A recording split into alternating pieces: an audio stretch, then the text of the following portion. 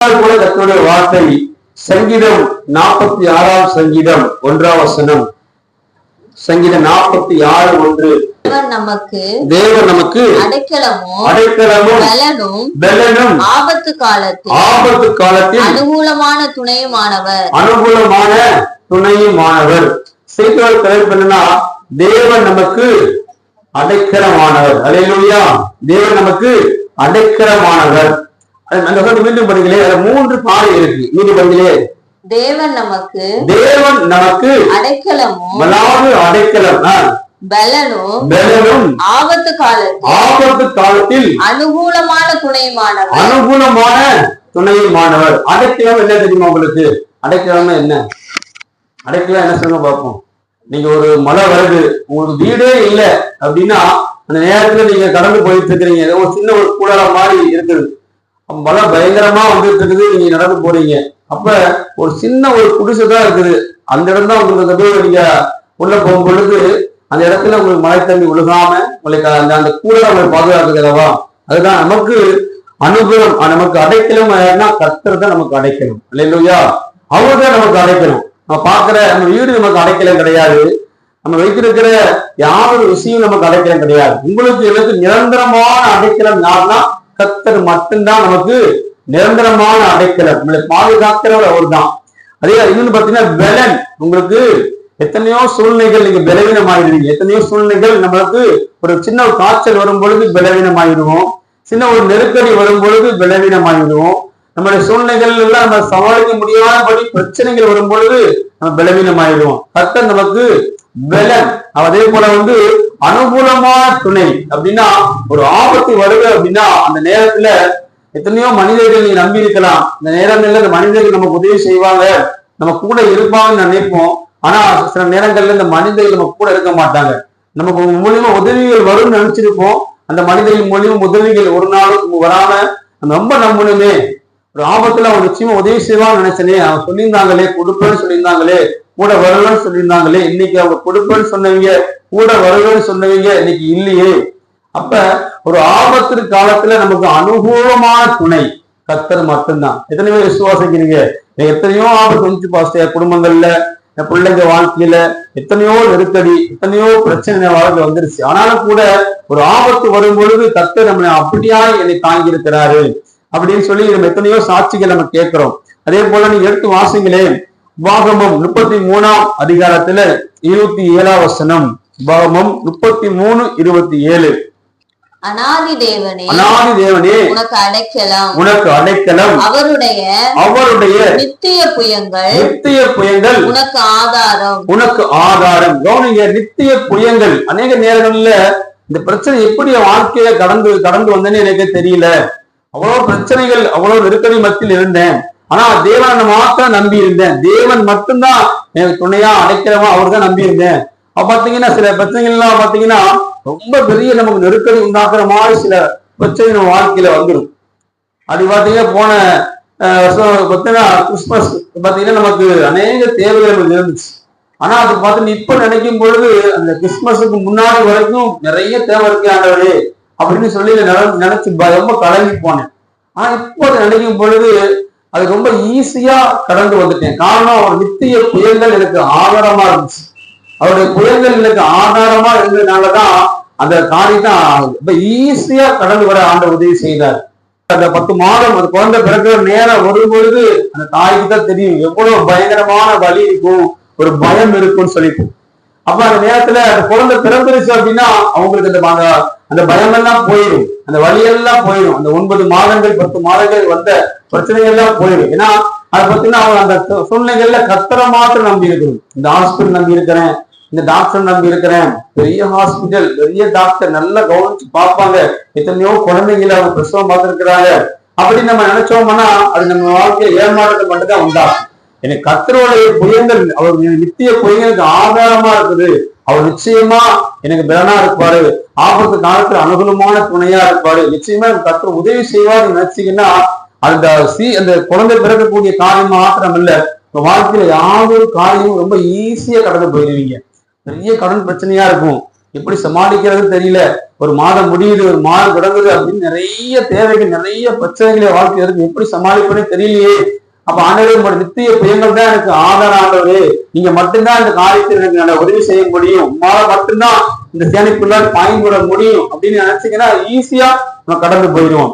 நம்ம சுயபலத்துல எப்படியாவது சமாளிச்சிடலாம், எப்படியாவது நம்ம இந்த காரியத்தை ஈஸியா சமாளிச்சிடலாம் அப்படின்னு நினைச்சீங்க அப்படின்னா நிச்சயமா ஒரு நாள் கடந்து போக முடியாது.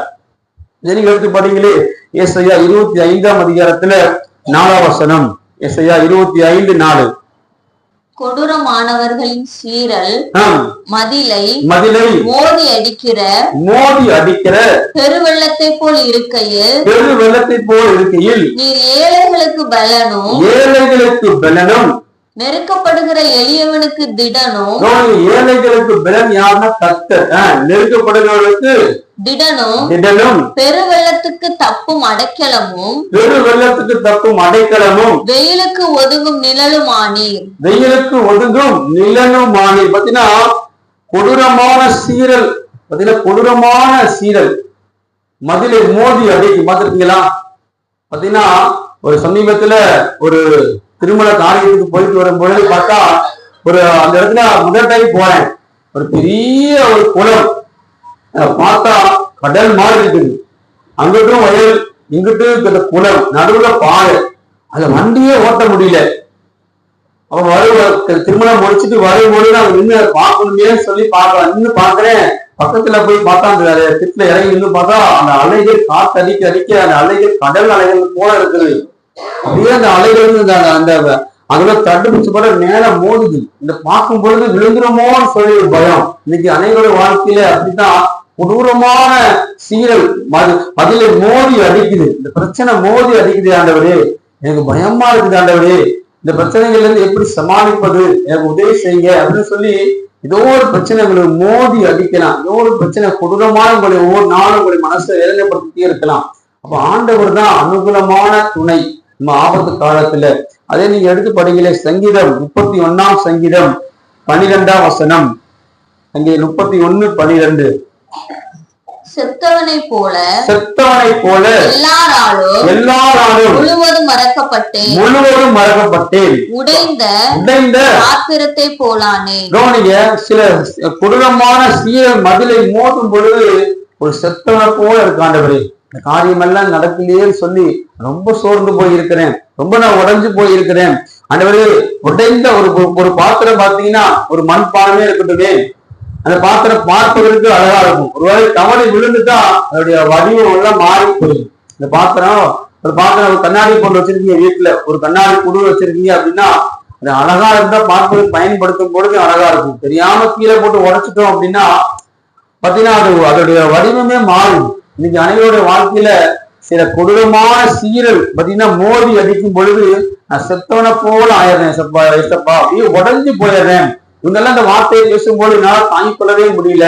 இவங்கெல்லாம் இப்படி பேசுறாங்களே, இவங்க நம்பிக்கை நான் இருக்கிறேன், எனக்கு யார் இருக்கிறா, எனக்கு யார் ஆதரவு ஒருத்தர் இல்ல ஆண்டவரே. ஆனா இன்னைக்கு இவங்களே இப்படி பேசுறாங்களே, இவங்களே என்னை நோக்கடிக்கிறாங்களே, இவங்களே இப்படி பண்றாங்களேன்னு சொல்லி வேலைக்கு நீங்க ஒரு செத்தவனை போல உடைந்த பாத்திரத்தை போல நீங்க வந்து இந்த வார்த்தையை கேட்டு இருக்கலாம். நீங்க எடுத்து படிக்கிற ஏசாயா 40ஆம் அதிகாரத்துல 27ஆம் வசனம். 40:27. யாக்கோபே, இஸ்ரவேலே, என் வழி கர்த்தருக்கு மறைவாயிற்று என்றும் கவனிங்க. அநேக புலம்பல் என்னன்னா, நான் ஜெபிக்கிற ஜெபம் எல்லாம் கர்த்தர் கேட்கல, என் ஜெபத்துக்கெல்லாம் பதில் வரல, என்னோட வழியில கர்த்தர் இல்லையோ, நான் வழியில துடிக்கிறேன்னு ஏசப்பா, அந்த வழி எப்பதான் என் ஜெபத்துக்கு பதில் வரும் சொல்லி நீ கேட்கறது தெரியுமா? இது அநேகரோட கேள்வியா இருக்கு. படிமா.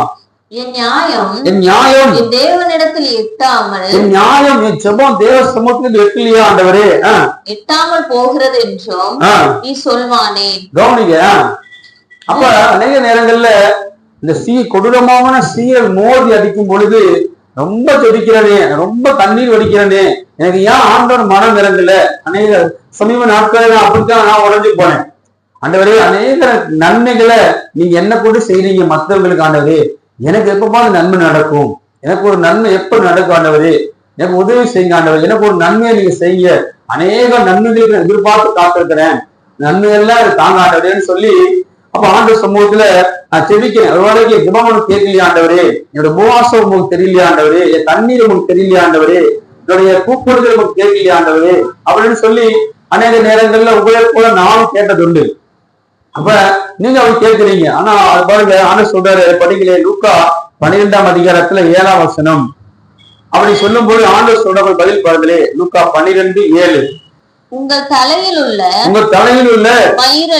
மயிரெல்லாம் எண்ணப்பட்டிருக்கிறது, ஆகையால் பயப்படாதிருங்கள்.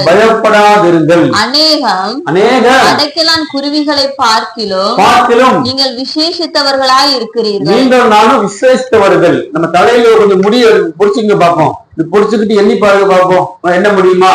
ஒரு நாள் என்ன முடியாது.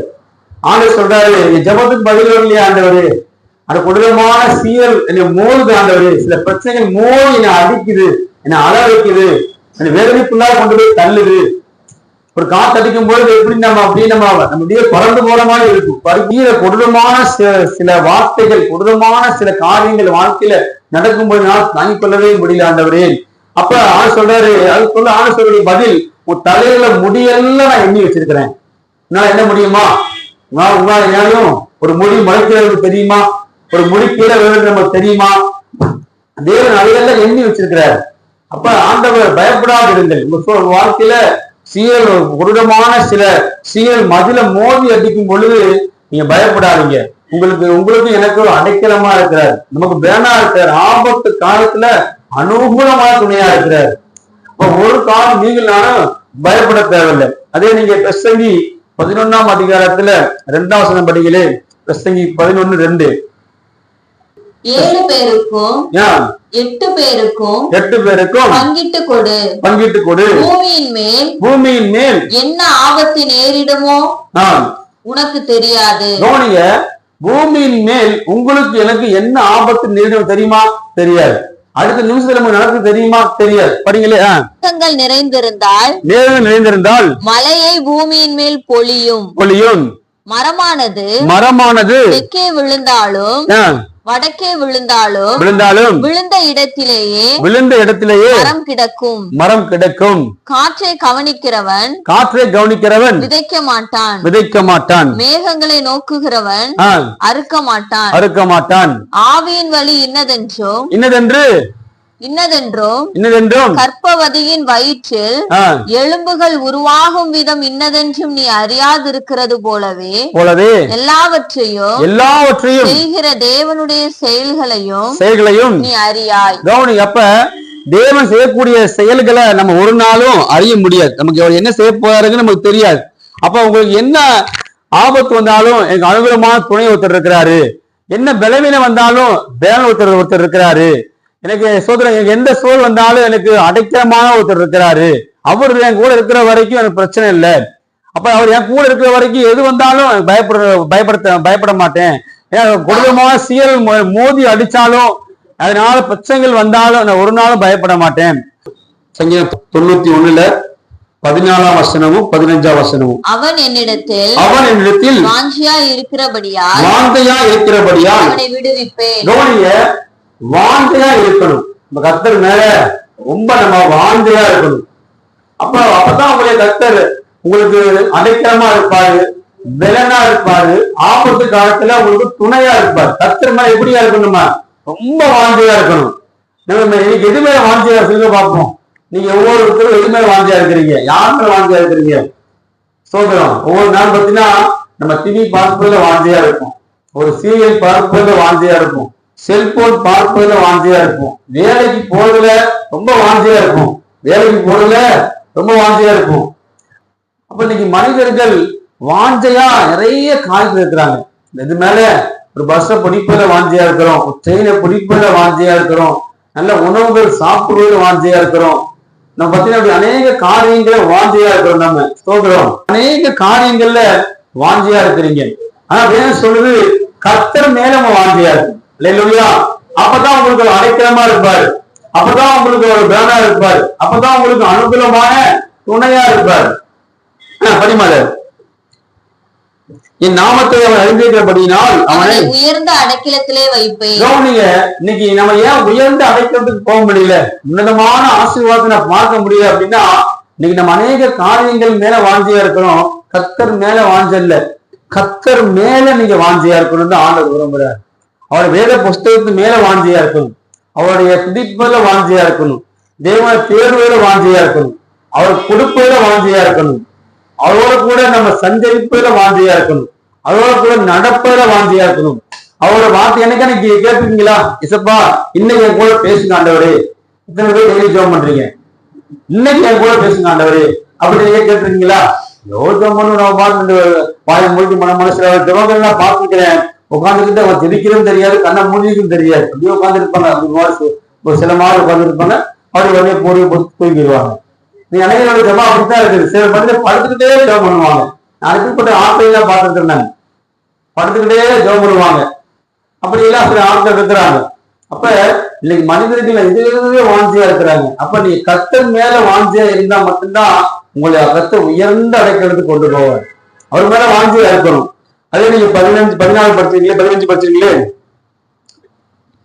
அவன் என்னை நோக்கி கூப்பிடுவான், அவன் என்னை கூப்பிடுவான், நான் அவனுக்கு மறு உத்தரவு அருளி செய்வேன், நான் அவனுக்கு மறு உத்தரவு அருளி செய்வேன், ஆபத்தில் நானே அவனோடு இருந்து அவனை தப்புவித்து அவனை கனப்படுத்துவேன்.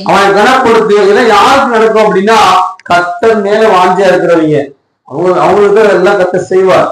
அவரு மேல ரொம்ப வாஞ்சையா ஆசையா இருக்கு.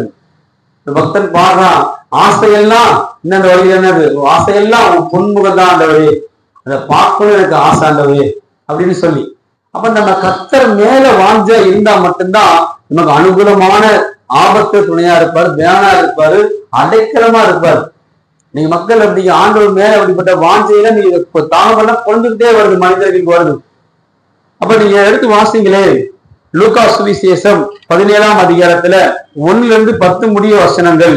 அவர் தம்முடைய வார்த்தைகளை எல்லாம் ஜனங்களுடைய காதுகள் கேட்கும்படி சொல்லி முடித்த பின்பு கப்பர் நகூமுக்கு போனார்.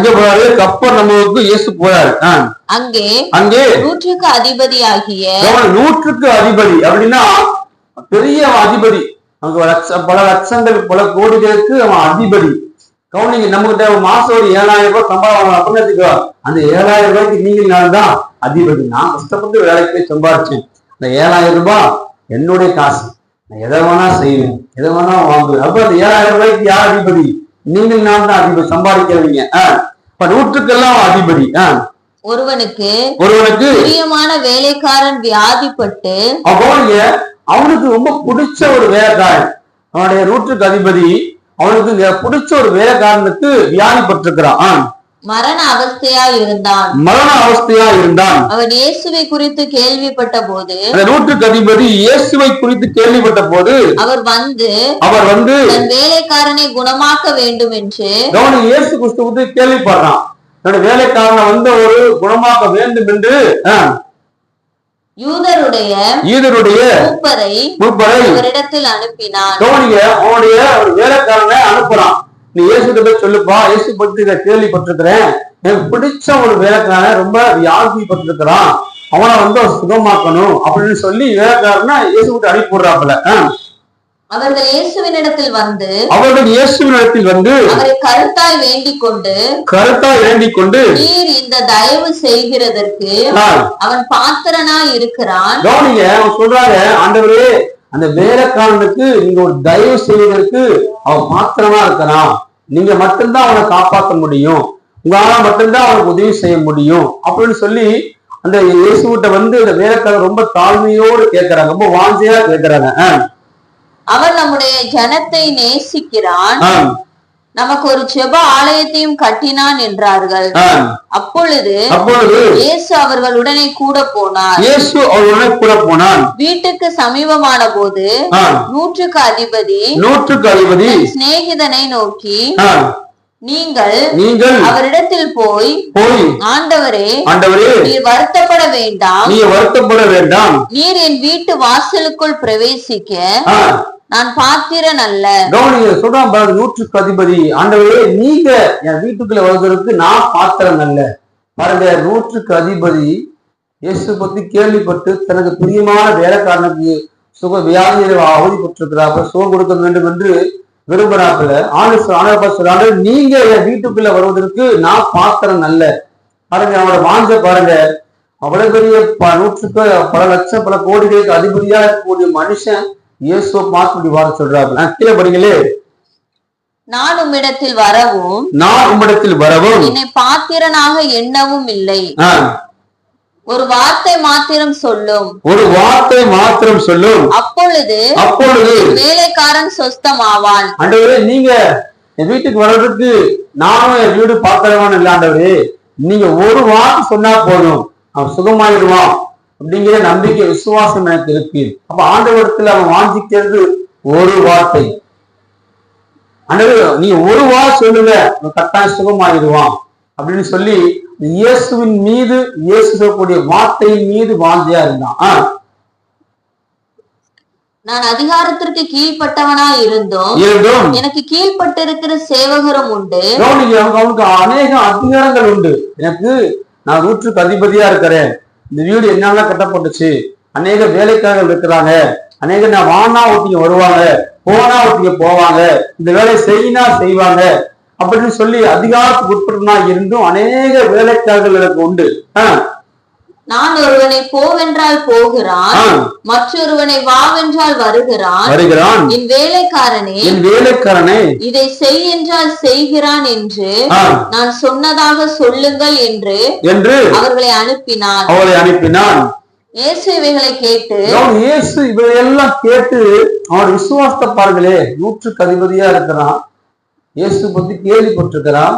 கேள்விப்பட்டு இவ்வளவு அதிகாரம் எனக்கு இருக்கு, இவ்வளவு ஆட்கள் இருக்கிறாங்க, இவ்வளவு செல்வங்கள் எனக்கு இருக்குது, இவ்வளவு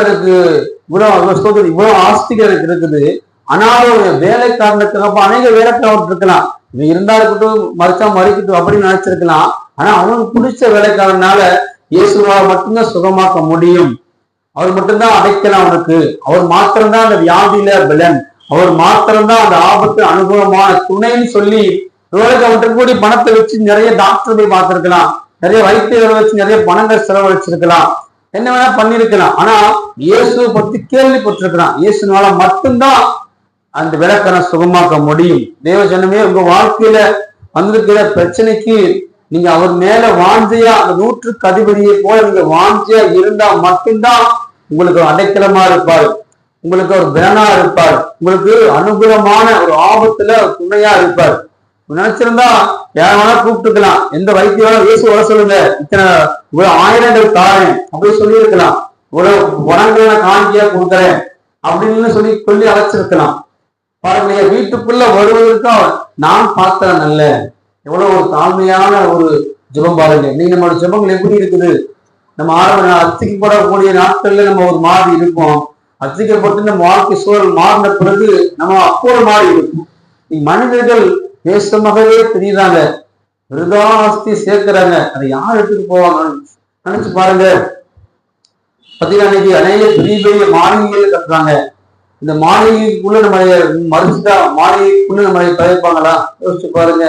ஒரு கணவன் வீடை கொடுத்து வாங்கி பயந்து பிரம்மாண்டமா கட்டுறாரு, அவர் தான் உழைச்சு அவர் தான் கஷ்டப்பட்டு சம்பாதிச்சு இந்த வீடு பிரம்மாண்டமா ஆசைப்படி கட்டுறாரு.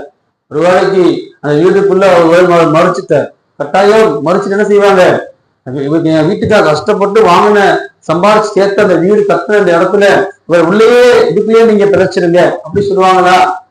ஒரு நாள் விரும்ப மாட்டாங்க அப்படி யாருமே. அப்ப அப்படித்தான் தேவப்பிள்ளை, நமக்கு எதுவுமே நமக்கு நிரந்தரம் இல்லை, நமக்கு எதுவுமே நமக்கு சொந்தம் கிடையாது. அப்ப ஆண்டவர் மட்டும்தான் நமக்கு அடைக்கணும், அவர் தான் நமக்கு பலன், அவர் தான் ஆபத்து காலத்தில் அனுகூலமான துணை, அவர் நித்திய பெயர்கள் தான் நமக்கு ஆதாரம். அப்ப பாருங்க, அந்த நூற்றுக்கு அதிபதி அப்படிப்பட்ட வார்த்தை சொன்னோடனே இயேசு படிகளே, இயேசு இவரை கேள்வி கேட்டு அவனை குறித்து ஆச்சரியப்பட்டு, உங்களை குறித்து கர்த்தர் ஆச்சரியப்படணும், என் பிள்ளை எவ்வளவு வாஞ்சியா இருக்குது, என் மேல எவ்வளவு ஆசீர்வாதம் பிள்ளைக்கு இருக்குது, எவ்வளவு ஆசீர்வாதங்கள் இருக்குது, எவ்வளவு ஐஸ்வர்யம் இருக்குது, எவ்வளவு பலன் நான் கொடுத்துருக்கிறேன், எல்லாம் கொடுத்துருக்கிறேன். ஆனா என் பிள்ளை என் மேல ஆசையா வாஞ்சியா என்ன தேடுறதும், எனக்காக ஜெபிக்கிறதும், அதிகாலை ஒழிச்சு ஜெபம் பண்றதும், வேதத்தை வாசிக்கிறதும் எவ்வளவு வாஞ்சியா பிள்ளைக்கு இருக்குது அப்படின்னு சொல்லி ஆண்டவர் உங்களை குறிச்சு என்ன குறிச்சு ஆச்சரியப்படணும். ஆனா தேவன் பாருங்க, அந்த 100க்கு அதிபதியுடைய பதில் பாருங்க. வேலைக்காரனுக்கு வியாதி, அவர் என் வீட்டுக்குள்ள வர்றதுக்கு நான் பார்த்தவன் அல்ல, அவர் ஒரு வாரம் சொன்னா போதும். அப்ப ஆண்டவர் குறிச்சு ஆச்சரியப்படுறாரு. அது என் மேல எவ்வளவு வாஞ்சையா இருக்கு. இயேசுவை பார்த்தது இல்லை, இயேசுனால மட்டும்தான் என்னுடைய வேலைக்காரனுக்கு நன்மை செய்ய முடியும் அப்படின்னு தெரிஞ்சு பாருங்க. அவ்வளவு அதிகாரத்துக்கு உட்பட்ட மனுஷன் பாருங்க. நான் ஒருத்தன் வானா வருவான், போனா போவான், அதுக்கு அவ்வளவு அதிகாரம் இருக்குது, அவ்வளவு எனக்கு பணங்கள் இருக்குது. ஆனாலும் இயேசு கிறிஸ்து என் வீட்டுக்குள்ள வர்றதுக்கு நான் பாத்திரவன் இல்லை. அப்போ நினைச்சு பாருங்க, அவனை வீடு எப்படி இருந்திருக்கும்? பெரிய மாளிகையா இருந்திருக்கும்லவா? இவரு பெரிய மாளிகையா இருந்திருக்கும். தேவ பிள்ளைகளை, இந்த மாளிகையை கத்தர் பார்க்கல, அவனுடைய வாஞ்சையை பார்த்து கத்தர் ஆச்சரியப்பட்டார். அவனுடைய வாஞ்சை, இயேசு மேல எவ்வளவு வாஞ்சை பாருங்க. இயேசுவை பார்த்தது கூட கிடையாது. படிமா. இயேசுவை குறித்து ஆச்சரியப்பட்டு திரும்பி தமக்கு பின் செல்லுகிற திரளான ஜனங்களை நோக்கி, கவனிங்க, பின்னாடி திரளான ஜனம் வந்துட்டு இருக்காங்க. அவங்க திரும்பி ஆண்டு சொல்றாரு, இஸ்ரவேலருக்குள்ளும் நான் இப்படிப்பட்ட விசுவாசத்தை காணவில்லை என்று உங்களுக்கு சொல்லுகிறேன் என்றார். அனுப்பப்பட்டவர்கள் வீட்டிற்கு திரும்பி வந்தபோது வியாதியாய் கிடந்த வேலைக்காரன் சுகமடைந்திருக்கிறதை கண்டார்கள். இந்த வார்த்தையை சொல்லிட்டு போறதுக்குள்ள திரும்பி இப்படிப்பட்ட விசுவாசம், இப்படிப்பட்ட வாஞ்சை உங்களுக்கு எனக்கு இருக்குன்னு சொல்லி ஆண்டவர் விரும்புகிறார். அவங்களுக்கு தான் ஆண்டவர் அடைக்கலமா இருப்பார், அவங்களுக்கு தான் ஆண்டு பேனா இருப்பார், அவங்களுக்கு தான் ஆபத்து காலத்துல அனுகூலமான துணையா இருப்பார். ஒரு ஆபத்து வந்துட்டு நம்ம எப்படி எல்லாம் ஜெபிக்கிறோம், அது எல்லாம் ஜெபம் மாஸ்டர், இப்படிப்பட்ட வியாதி வந்துருச்சு, இப்படி பிரச்சனை வந்துருச்சு, அந்த வாஞ்சை, அந்த ஒரு ஆர்வம், அந்த ஆசீர்வாதம் நடந்த பிறகு நமக்கு இருக்கணும். வாழ்நாள் முழுவதும் அப்படிப்பட்ட வாழ்க்கை நமக்குள்ள இருக்குன்னு சொல்லி ஆண்டவர் விரும்புகிறார். அப்படி யாரும் விழுந்து நிற்போமா? யாரும் விழுந்து நின்று சீக்கிரம் சங்கீதம் 5ஆம் சங்கீதம் 11ஆம் வசனம், சங்கீதம் 5:11, ஹபக்குக் 3ஆம் அதிகாரத்துல 19ஆம் வசனம், ஓசியா 5:15. என்னுடைய வாஞ்சைகள் எல்லாம் யாரு மேல இருக்குது? என் வாஞ்சையை குறித்து இயேசு கிறிஸ்து ஆச்சரியப்படுறாரா அப்படின்னு நீங்க தான் கண்ண மூடி இயேசப்பாட்ட கேட்கணும். அப்படியே எல்லாம் கண்ண மூடி படி பார்ப்போம். சங்கீதம் 5:11. உம்மை நம்புகிறவர்கள் யாவரும் சந்தோஷித்து என்னாலும் கம்பீரிப்பார்களாக. நீர் அவர்களை காப்பாற்றுவீர். உம்முடைய நாமத்தை நேசிக்கிறவர்கள் களி கூறுவார்களாக. அதே போல அவர்களுக்கு 3ஆம் அதிகாரத்துல 19ஆம் வசனம், நல்ல ஒரு வசனம் இது. ஆண்டவராகிய கர்த்தர் என் பலன், அவர் என் கால்களை மான் கால்களை போலாக்கி உயரமான ஸ்தலங்களில் என்னை நடக்க பண்ணுவார். ஓசியா 5ஆம் அதிகாரத்துல 15ஆம் வசனம். தங்கள் ஆபத்தில் என்னை கருத்தாய் தேடுவார்கள். தேவ பிள்ளைகளே, நாள கூட நம்ம ஆபத்துல கருத்தா இயேசுவை தேடுறோம், வாஞ்சையா செபிக்கிறோம். ஒரு வியாதி நிமித்தமா வாஞ்சையா செபிக்கிறோம், ஒரு ஆசீர்வாதத்துக்காக வாஞ்சையா செபிக்கிறோம், இயேசுவிடத்திலிருந்து ஒரு நன்மைக்காய் வாஞ்சையா செபிக்கிறோம். சில குடும்ப உறவுகள் இணைய வாஞ்சையா செபிக்கிறோம். குடும்பத்தின் மத்தியில தலையை கத்தர் மேன்மையா வைக்கணும் வாஞ்சையா செபிக்கிறோம். நல்ல வேலைக்காய் வாஞ்சையா செபிக்கிறோம். வேலைக்கு நல்ல ஒரு வசதிகள் எல்லாம் கத்தர் ஏற்படுத்தி தரணும்னு வாஞ்சியா செபிக்கிறோம். நல்ல உடைக்காய் வாஞ்சியா செபிக்கிறோம். நல்ல உணவுக்காய் வாஞ்சியா செபிக்கிறோம். நம்முடைய ஆசீர்வாதத்துக்காக வாஞ்சியா செபிக்கிறோம். நம்முடைய சந்தோஷத்துக்காக வாஞ்சியா செபிக்கிறோம். நம்முடைய சமாதானத்துக்காக வாஞ்சியா செபிக்கிறோம். இப்படி தேவ பிள்ளைகள் தேவ இடத்துல அநேக காரியத்தை குறிச்சு வாஞ்சியா செபிக்கிறோம். ஆனா ஜெபிச்ச பிறகு நம்ம வாஞ்சை இருக்கிறதா அப்படின்னு சொல்லி நீங்க தான் யோசிக்கணும். 100க்கு அதிபதியா இருந்தவன் இயேசுவை குறித்து கேள்விப்பட்டான். இயேசுவை பார்த்ததில்ல, இயேசு யாருன்னு தெரியாது, அவர் நன்மை செய்வார் அப்படிங்கிறது தெரிந்து தன்னில் இருக்கக்கூடிய வேலைக்கான ஒருத்தனுக்கு வியாதியா இருந்த வேலைக்கான அவனா மட்டும்தான் சுகமாக்க முடியும், அவனா மட்டும்தான் இந்த வியாதியிலிருந்து அவனுக்கு குணப்படுத்த முடியும்னு சொல்லி இயேசுவின் மீது வாஞ்சை தான் அனுப்பின வேலைக்காரனோடு இடத்துல சொல்லி அனுப்புனார். இயேசு கிறிஸ்து என் வீட்டுக்கு வருவதற்கு நான் பாத்திரம் அல்ல. அவர் ஒரு வார்த்தை சொன்னால் போதும், வேலைக்கார் சுகமாவான் சொல்லி வேலைக்காரத்தை சொல்லி இருப்பான் 100க்கு அதிபதி. இந்த வார்த்தையை குறித்து தேவன் கேட்டு ஆச்சரியப்பட்டார். இப்படிப்பட்ட விசுவாசம் உங்களுக்குள்ளா இருக்க வேண்டும் என்று தேவன் விரும்புகிறார். தேவ பிள்ளைகளே, இப்படிப்பட்ட வாஞ்சைய உங்களை குறித்து தேவன் ஆச்சரியப்படணும். என் பிள்ளை இன்னும் 1/2 மணி நேரம் ஜெபிச்ச பிள்ளை, ஜெபிச்ச மகன் இன்னைக்கு 1 மணி நேரம் ஜெபிக்கிறாங்க. ஒரு நாள் உபவாசம் இருந்த மகள் இன்னைக்கு வாரத்தை 2 நாள் உபவாசிக்கிறாங்க. கொஞ்சம் காணிக்கை தசமமா கொடுத்த மகள் இன்னைக்கு திரளாய் எவ்வளவு வருவதற்கு மேல திரளாய் காணிக்கை கொடுக்கிறா, எனக்கா தசமபாகத்தை விதைக்கிறா. இன்னைக்கு எனக்குள்ள ரொம்ப என் பிள்ளை வாஞ்சியா இருக்குது, ரொம்ப அதிகமா என் பிள்ளை செதிக்குது, அதிகமா தேவ சமூகத்துல எனக்கு செதிக்குது, அதிகமா வார்த்தைக்கு கீழ்படிக்குது. இப்படிப்பட்ட வாஞ்சை உங்களுக்குள்ள எனக்குள்ள இழுக்குமானால் தேவன் உங்களுக்கு அடைக்கலமா இருப்பார், தேவன் உங்களுக்கு பலனா இருப்பார், ஆபத்து காலத்துல அனுகூலமான துணையா இருப்பார். இந்த வாக்குத்தத்தங்கள் தந்தவாறு மேல வாஞ்சையா இருக்கணும், இந்த வார்த்தைகள் மேல வாஞ்சையா இருக்கணும். இயேசுவோடைய வார்த்தையின் மேல 100க்கு அதிபதி வாஞ்சையா இருந்தான். ஆண்டவரே, அப்படிப்பட்ட வாஞ்சை உங்களுக்குள்ள எனக்குள்ள இருக்க வேண்டும் என்று தேவன் விரும்புகிறார். ஆவியானவரே, வந்திருக்க தேவ பிள்ளைகளுக்கு நான் செபிக்கிறேன், அவங்க வாஞ்சை இயேசுவா இருக்குமானால் அவர்தான் உங்களுக்கு அடைக்கலமா இருப்பார், அவர்தான் ஒரு பலனா இருப்பார், ஆபத்து காலத்துல ஒரு துணையா இருப்பார். அப்படிப்பட்ட இருதயத்தை தேவ பிள்ளைகளுக்கு தாரும் அப்பா. இருதயத்தை இந்த வார்த்தை எழுதப்படட்டும் அப்பா. அன்றைய இந்த வார்த்தை எழுதப்பட்டு அவங்க தேசுவின் மேல வாஞ்சையா இருக்க நீ கற்றுத்தர வேண்டுமா செபிக்கங்க தாவே. அப்பா, 2 மணி நேரம் சமூகத்தை காத்திருந்தோம் பாட துதிக்க நீங்க பண்ண ஒவ்வொரு காரியத்திலையும் நீங்க மகிமைப்படுறதுக்காக நன்றி ராஜா. அடுத்த வாரம் சந்திக்கும் பொழுது ஆண்டவரே இயேசுக்குள்ள அதிகமாய் வாஞ்சை இருக்க உதவி செய்ய வேண்டுமா செபிக்கிறோம். இது நீங்க பொறுப்படுத்திக் கொடுங்க. அப்ப இந்த வாரம் புள்ள நீங்க பொறுப்படுத்திக் கொள்ளுங்க.